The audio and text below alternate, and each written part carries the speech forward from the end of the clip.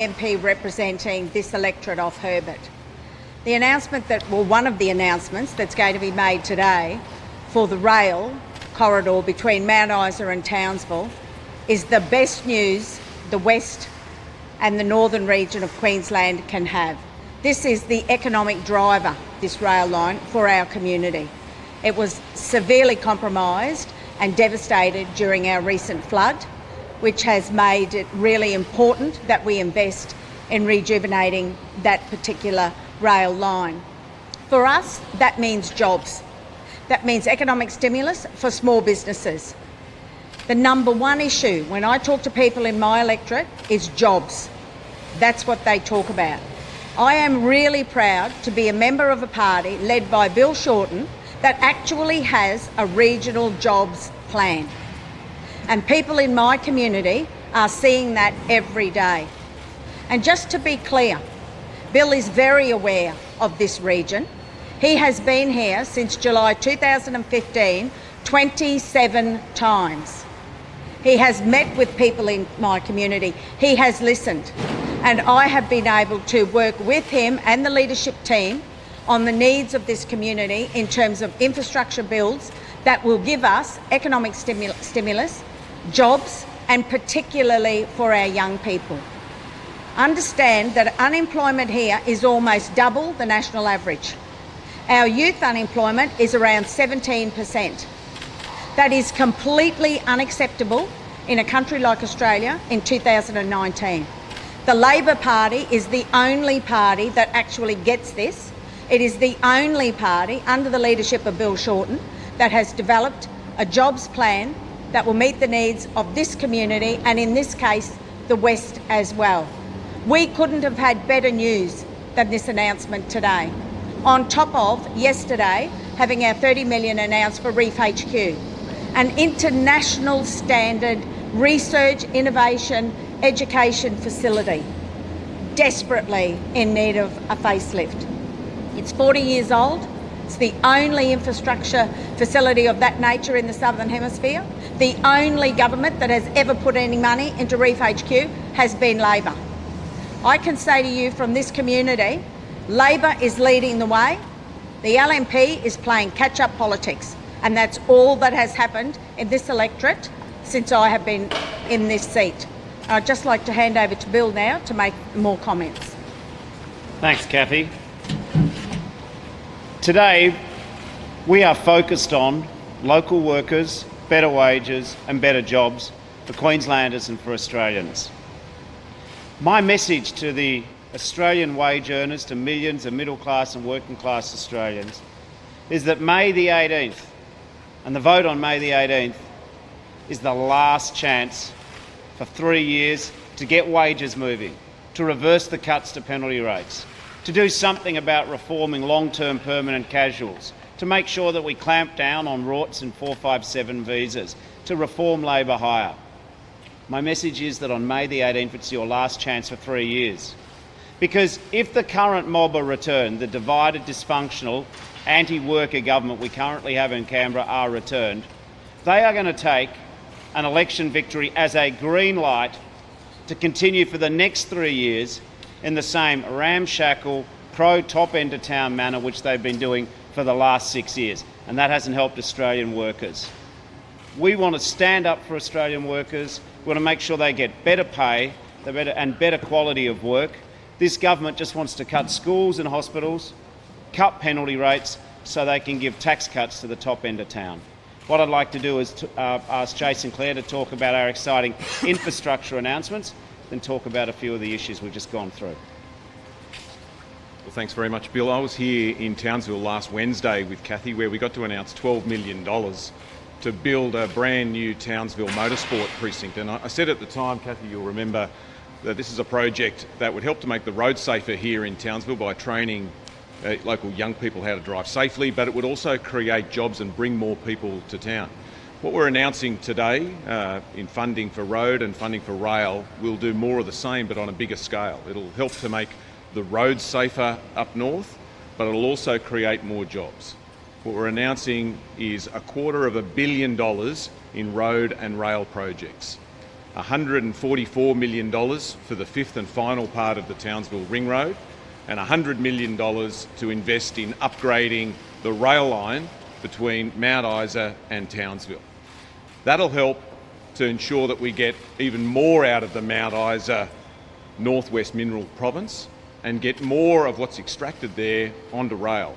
Now, if you've ever driven the Barclay or the Flinders, you'll know there's a lot of awfully big trucks on that road.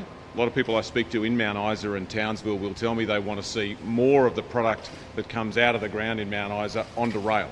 That'll help to make that happen, help to make our roads safer, but also creating more jobs at the Mount Isa end and more jobs here in Townsville and more jobs in the construction work that's needed to build that road and build that rail. It's all part of our Townsville jobs plan, whether it's the expansion at the port, whether it's the water pipeline projects for water security here in Townsville that Brad Webb, the owner of this facility, designed and developed, and we should pay credit to him for the work he did, and that we'll fund if we win government. But also the investment in road, the investment in rail, creating jobs here, 1 in 10 workers on these projects to be apprentices, and making sure as part of our local market testing that before a contractor looks for workers or subcontractors interstate or from Brisbane, that they've first got to test the market here and give the jobs to local subcontractors and local workers, and creating more jobs for the people of Townsville who need it. Jobs, jobs, jobs. That's what this is all about.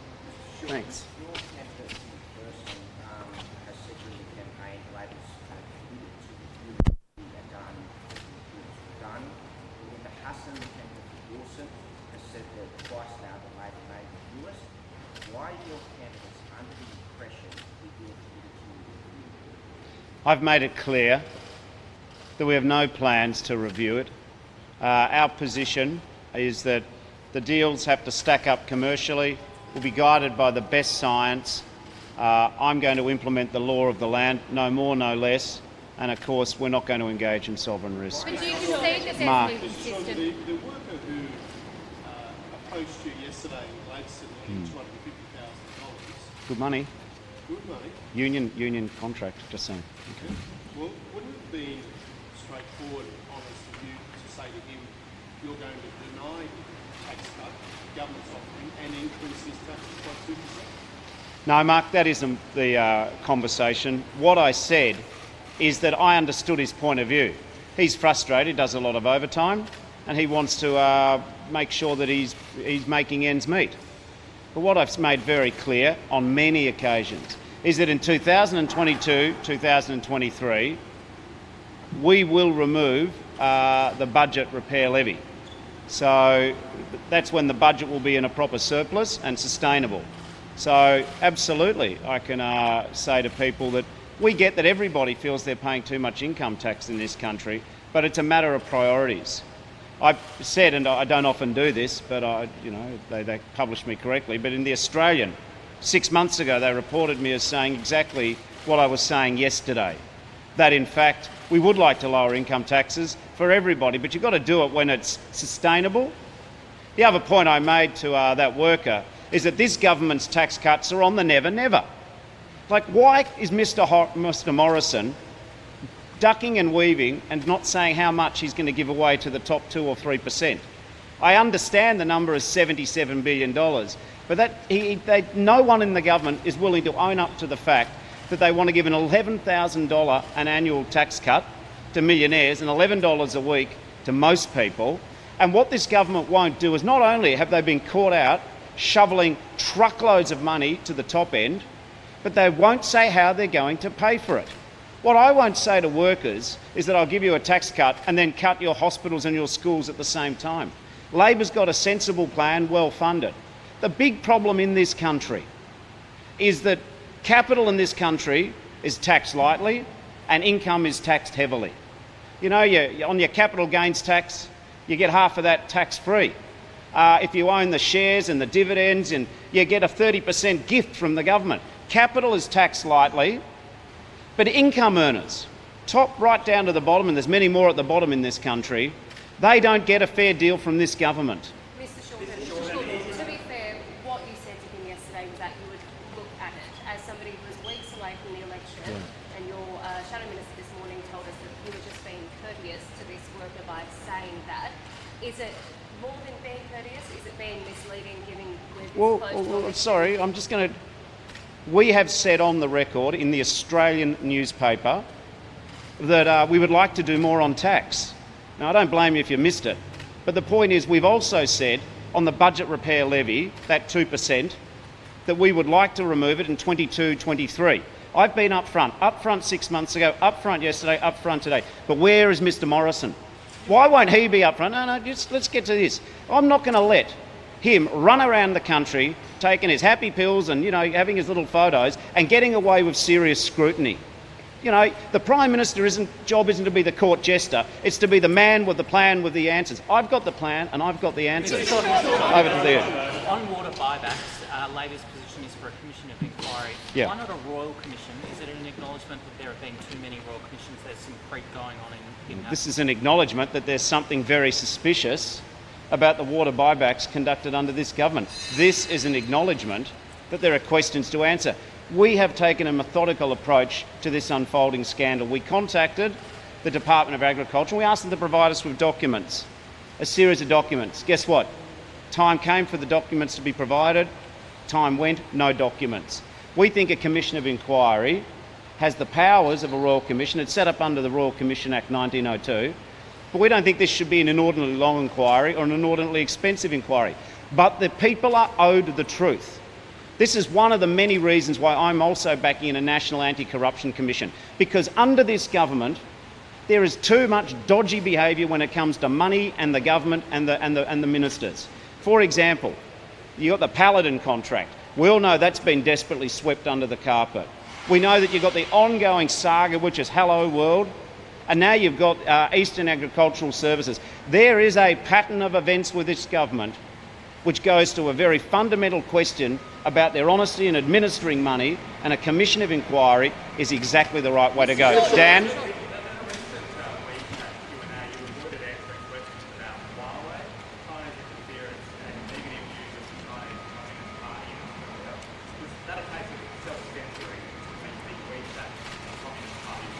No, not at all. First of all, the questions which came in on a range of matters, and I answered the questions that were put to me by the interpreters in the room. But let me make my view clear on Huawei, and I've said it plenty of times. I'll take the national security advice. When it comes to taking foreign donations, we led and the government followed.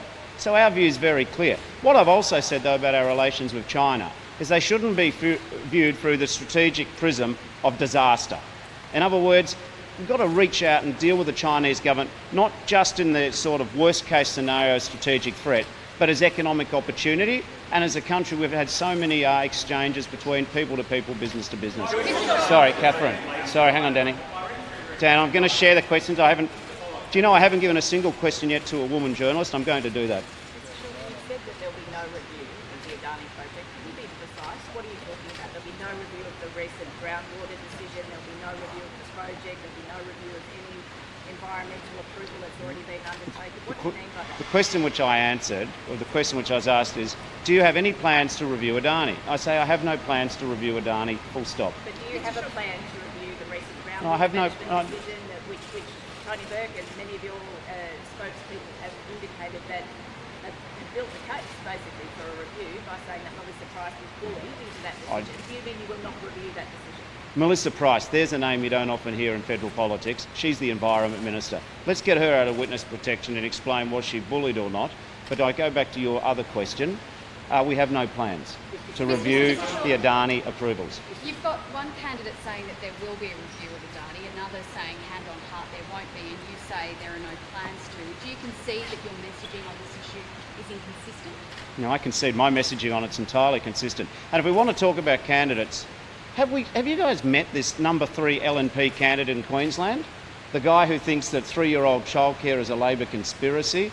Or have you met the candidate in Melbourne Ports who just clearly says much prefers private schools to government schools? If you want to look at erratic candidates, why on earth is Mr Morrison not accounting, does he agree with candidate X or candidate Y? And in terms of my own candidates, I've got good candidates, they're working very hard, I couldn't be any happier. Fee.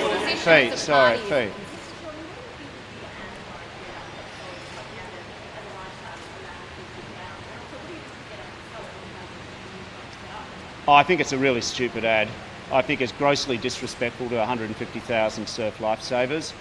In terms of GetUp, they're independent from us.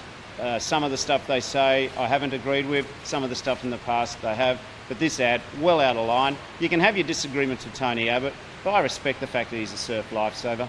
Sorry, did you have a question? Yes, actually. You say that your position is consistent, but Labor's message as a party isn't consistent. Oh, no, listen. Voters deserve to know what... My backbenchers have got plenty of views. That's life. You know, we don't run a dictatorship. Cathy O'Toole is a North Queenslander first and foremost. She's got a very clear position. But at the end of the day, the Labor cabinet will make the decisions, and we have no plans to review Adani.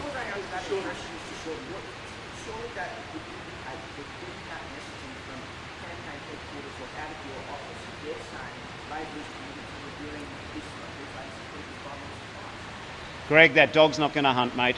The fact that, hang on, let me just answer the question. That dog's not going to hunt. A scare campaign that's saying that we are not going to review Adani. Full stop. We have no plans. Mark. Sorry, you're saying your position is consistent, but on the consistency of your position in the past year, you've said you're against Adani. No, I haven't. No, I haven't. Well, I can give you the quote if you like. Go ahead. You said that you were sceptical. I've said I was sceptical of it, and I've said that I was sceptical of it. Yeah, and you said that you don't like it. So do you remain sceptical of the commercial case? Do you like it now?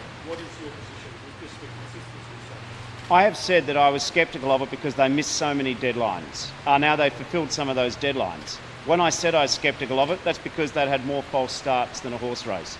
Now, but hang on, I'm going to answer Mark's question.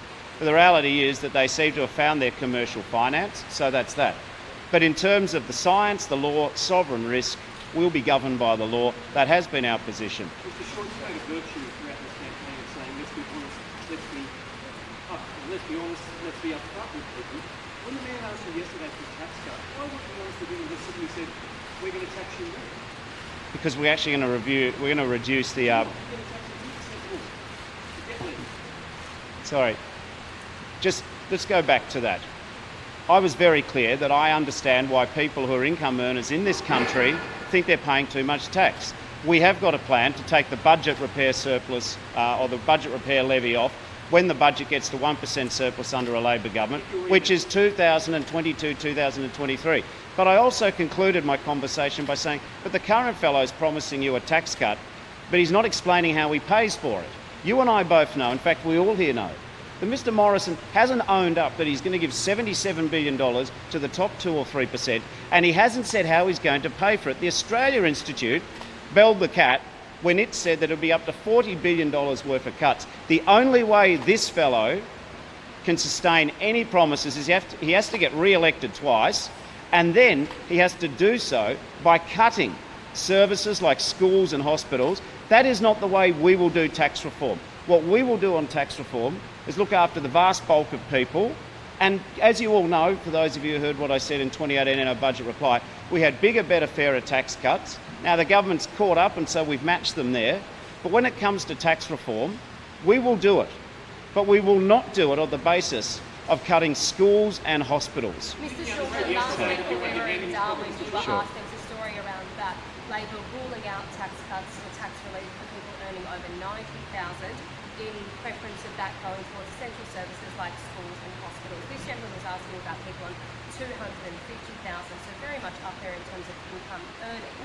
If this man goes into the election on May 18 voting for Labor because you've told him you'll look at tax cuts for people like him, like his colleagues on similar earnings, has he been misled and is he voting for a different Labor Party than he thinks he is? No, we've actually said previously, and you can go to the Australian newspaper 6 months ago, and we've said quite a bit, that we will take off the budget repair levy in 22-23. Beyond that, we've said that when we can afford to lower income taxes in this country, we will. But what we won't do is rob Peter to pay Paul. What we won't do is deny 3- and 4-year-olds universal kindergarten because of unfunded tax cuts to the top end. Well, we had a brief interchange. Fee.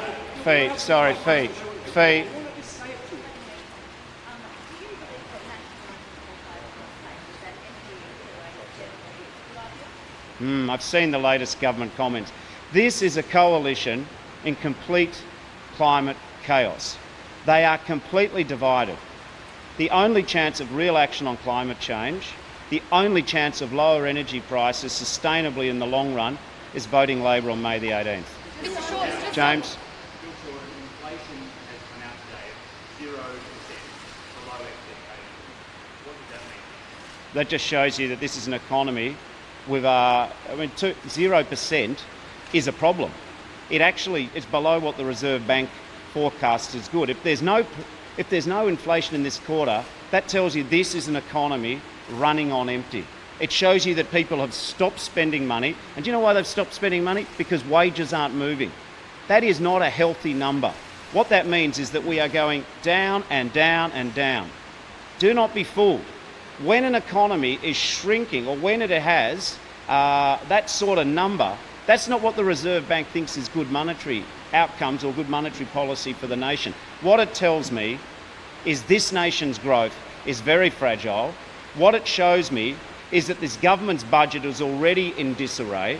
What it shows me is that people are closing their wallets and purses because they are spending household savings just to make ends meet. One last question. Just on WeChat, why is your account registered to an unidentified man in Shandong province, and are you comfortable with subjecting yourself to the political censorship that goes with that happening? I'm not fussed at all. I do not feel censored by the Chinese government. I left the setting up on my WeChat account to the Labor Party. See, I'll have to ask them how they set it up.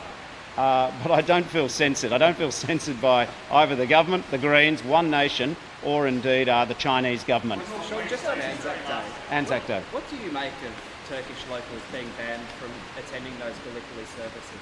Oh, I didn't know about that, but I'll be guided by the Australian government on this matter. I'll be guided by whatever the security views are, be guided by whatever the Turkish government think here. What's your gut reaction to it, though, to ban locals from attending a local service? I don't know all the circumstances, so my gut reaction is don't comment until you know what exactly is what's happening. Amy? Just on your climate change policy, how is it congruent to open up the Benue Basin and Labor's 45% of emissions reduction target? Because gas is going to be a transition baseload energy source of the future. What we also need to do as we move towards 45% is we've still got to make sure we have an Australian manufacturing sector. Therefore, opening up the gas reserves will ensure cheap domestic gas for Australia, so we can keep tens of thousands of people in their jobs in the southeast and indeed in Darwin and Brisbane. I did say last question, guys. But I'll see you at the next gig. Thank you very much. Have a lovely day.